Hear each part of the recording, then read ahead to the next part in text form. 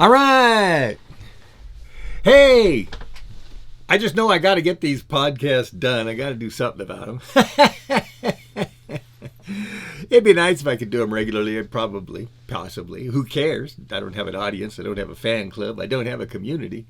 So whether I'm a daily or monthly or annually, it really doesn't seem to make much difference. But I am behooven because I'm a record company and I know how to work in a record company, and to some extent. And so I've got a whole bunch of tasks and jobs I've got to do as I release my products to really feel like I'm actually doing something as a record company, not just a singer-songwriter. And so one of the things I've decided to do is every time I release a song, I'll make a podcast. Yay! So I got a podcast now, and the podcast is for which song? I got like 4 of them I'm going to do right now for this month. And all these songs, several of them have already been released. But anyway, here we go. This podcast is for the American Zen song from the album Level 4 equals Kung Fu Cowboy Part 2.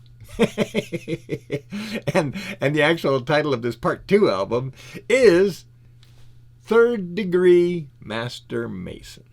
All right. So maybe we'll talk more about that later. But for right now, this particular song is called I'm Certain I'm Not Sure. And I took some notes here, which I'm going to gander at as I talk to you. And well, let me try to follow my notes because I think I kind of like at least covered some of the main topics about this song. I'm certain I'm not sure.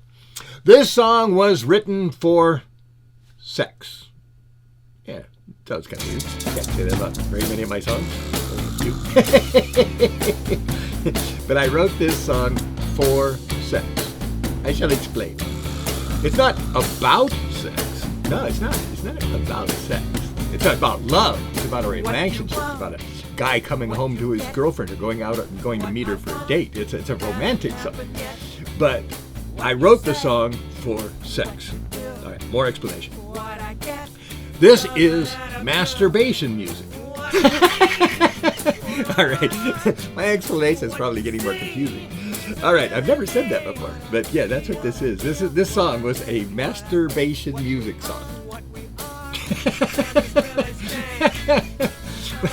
Sorry, it's the truth.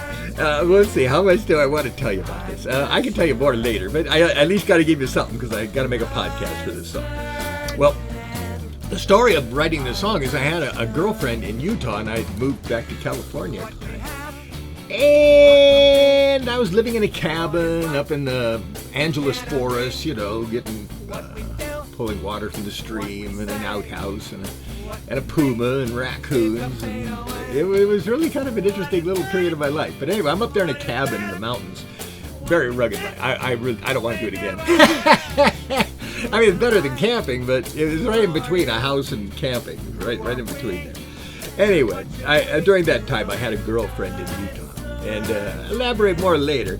But I was always playing the bass, and I would use it to put my kids to sleep and stuff, especially I had a young son at the time. So when it was his nap time, sometimes I'd use the bass to put him to sleep. I'd just jam and play with the bass, and that would put him to sleep. Well, it turned out that my girlfriend in Utah, while I was in California, really liked listening to my bass playing. She said it really turned her on. So I would play the bass when we talked on the phone, and it got to the point where she was whacking off while I was playing the bass. I don't know, we call that, when a guy does it, we call it whacking off. I don't know what it's called when a girl does it. Frigging? I think that maybe used to be a term.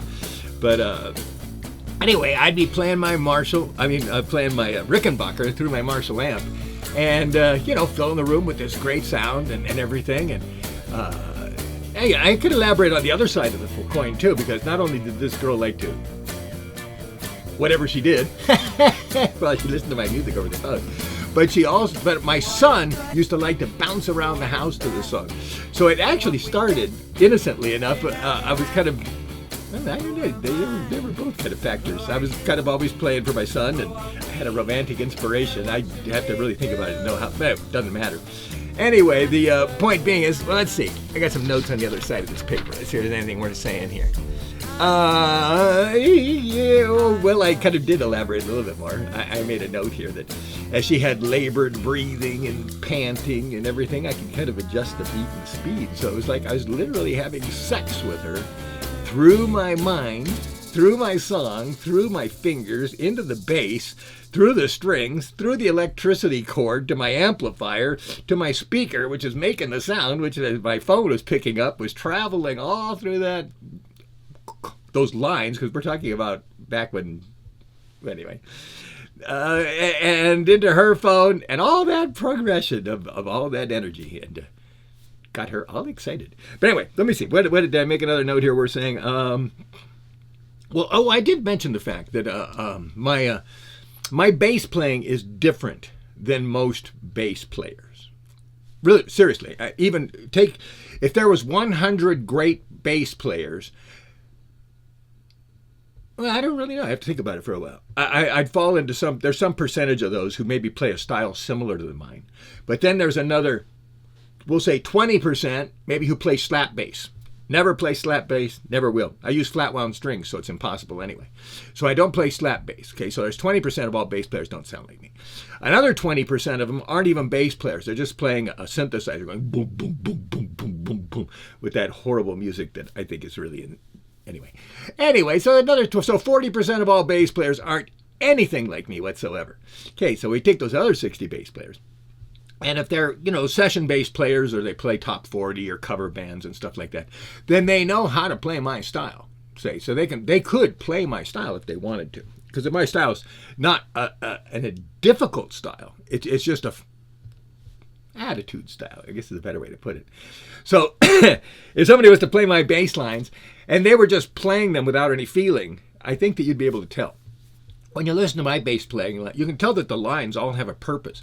When I'm reaching up and doing a lick, you can tell I'm really expressing, I'm stretching, I'm doing something. Now, if somebody just kind of went doo-doo-doo, doo-doo-doo-doo-doo, it might not sound as good, but they go doo-doo, doo-doo-doo-doo-doo-doo, they put that feeling into it like I do, then they can play my style. So out of that 60%, maybe 30% of them could play my music. But then the problem is how many of that 30% actually do play my music? If they're session players or cover artists, and they're having to play rap, and they're having to play slap, and they're having to... So in other words, there's only less than 10% of all bass players who probably actually sound and play like me. So I'm a niche. I'm a certain style. So who cares? I mean, only people who care are probably people who like me, hopefully. But why would anybody like me instead of the 90% of the other bass players? It's because I play sex bass. How many of them can say that? How many of them say they play a bass that'll make you feel good, that'll soothe you and arouse you and make you feel like you're actually even having sex? Those are the bass players that sound like me. Boing. Okay, now where were we? Can I make another newt? A newt. I used to like newts. But anyway, let me... I'll quote my note. My note says, I play bass to soothe, comfort, and excite and energize. That's true. I do. In fact, I used to, when I was a session bass player and stuff, I used to have pictures of nudie girls and Playboys and stuff like that. Because I always wanted to put little... It's not like I was just playing some notes that fit in the rhythm. It's like they had to have a feeling and a purpose. It's who I am. You don't have to agree with me. No, I don't care. It's just who I am. So anyway, I'm explaining how I do it, even if it's disgusting to you. But anyway, the point is I've always liked making romantic, sexual, loving, comforting bass. Now, it's not to say I don't play some, aggravated bass, because obviously if the song calls for it, I can do it. But anyway, let's see. What else do I want to say? I guess that's it. The song that we're talking about is I'm Certain, I'm Not Sure. And I love the lyrics to it. They're actually written to the girl that was doing the thingamajiggy. Whatever that was. I couldn't see. This is before we had, before I even knew what Skype was. But anyway, all right. All right, so there's your podcast for this song. I'm going to try to do a podcast for each song. So this song is for I'm Certain, I'm Not Sure. And this is from the American Zen album, the fourth album, but the second part, because it was really one part. It was 36 songs, but you could only fit 18 on a CD back when I recorded it. So I had to split it into two parts. So this is the part 2 of the album, of the 36 songs, which were the Kung Fu Cowboy album. The part 2, and this is I'm Certain, I'm Not Sure. Go get it, check it out, love it, like it, please. If you don't like it, don't like it. But I'd like to think that if you give it a chance, you'll like it.